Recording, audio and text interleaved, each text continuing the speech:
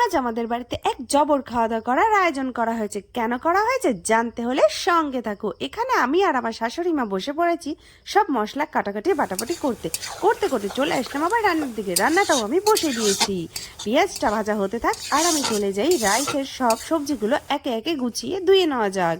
ধুতে ধুতে মনে পড়লো, আরে আমি তো ওদিকে পেঁয়াজটা বসিয়ে দিয়েছিলাম। যাই হোক, তাড়াতাড়ি সব ধুয়ে নেওয়া যাক।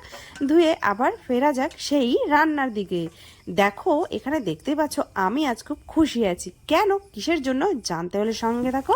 এখানে আমার সব মাংস সব মশলা রেডি আছে, আলুটাও ভাজা হয়ে গেছে, আর এই দেখো চিকেনটাও রেডি। চলো তাহলে সেই মাংসটা তাড়াতাড়ি করে রান্না করা যাক। রান্নাটা করে তারপর তোমাদের জানাই আমি আজ আমাদের বাড়িতে ঠিক কী আছে। দেখো, মাংসটা আমার মোটামুটি হয়ে গেছে, এবার নামিয়ে নেব।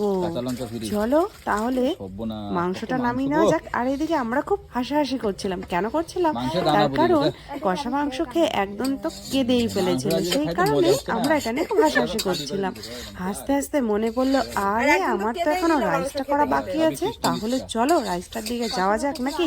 ওরা এদিকে কষা কষা মাংস খেতে থাক আর আমি চলে যাই আমার রান্নার দিকে। এখানে তো ও খুব মজা নিয়ে খাচ্ছিল আর হাসাহাসি করছিল, তার সঙ্গে আমিও খুব হাসছিলাম। চলো তাহলে ও খেতে থাক কষা মাংস আর আমি চলে যাই রাইসের দিকে। কথা বলতে বলতে আমার রাইসটাও হয়ে গেল। চলো তাহলে টাটা, আজকের মতন এখানে থাকলো, বাকিটা নেক্সট ব্লগে আসছে।